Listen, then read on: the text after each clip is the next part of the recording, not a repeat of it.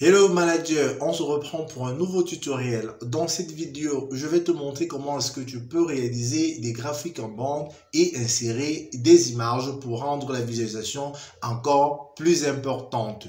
Mais avant, je t'invite à t'abonner sur notre compte YouTube et LinkedIn dont le lien est dans la description et de nous retrouver grâce au lien dans la description dans notre compte Telegram si tu veux monter en puissance sur Excel. Allons-y pour notre tutoriel. Alors, nous avons une donnée qui permet de répertorier sur l'ensemble des mois et des années les produits et les chiffres d'affaires correspondants. À partir de ce tableau, nous avons réalisé un tableau croisé dynamique et nous avons inséré un segment. Des images ont déjà été préparées juste en bas pour te permettre de t'exercer.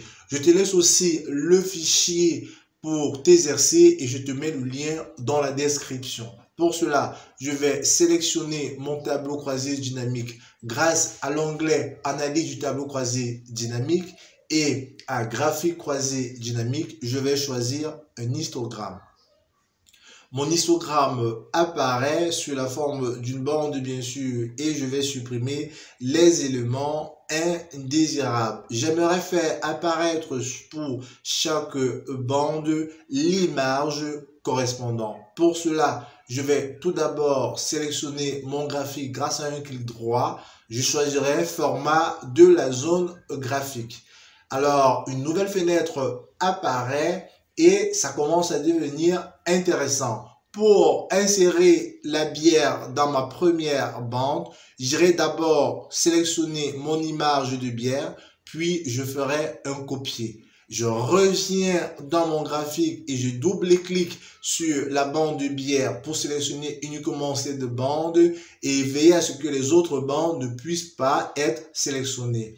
Dans mon outil de remplissage, je vais choisir remplissage avec image et texture et je vais cliquer sur presse-papier. Qu'est-ce que je constate? Que ma bière apparaît. Je fais pareil pour l'eau. Je sélectionne ma bouteille d'eau. Je fais un clic droit, je copie. Je double-clique sur ma bande eau. Il doit être sélectionné et les autres désélectionnés. Sous l'outil remplissage, remplissage avec une image de texture, je vais prendre mon presse-papier. Pour le jus, je vais faire pareil, copier, double-clic sur jus, remplissage, remplissage avec image et texture, presse-papier. Pour le vin, je vais copier mon image de vin, je vais double-cliquer sur ma bande de vin, dans remplissage, remplissage avec image et texture, je sélectionne mon presse-papier. Je finis enfin par le whisky qui est ma préférence. Je les aime bien.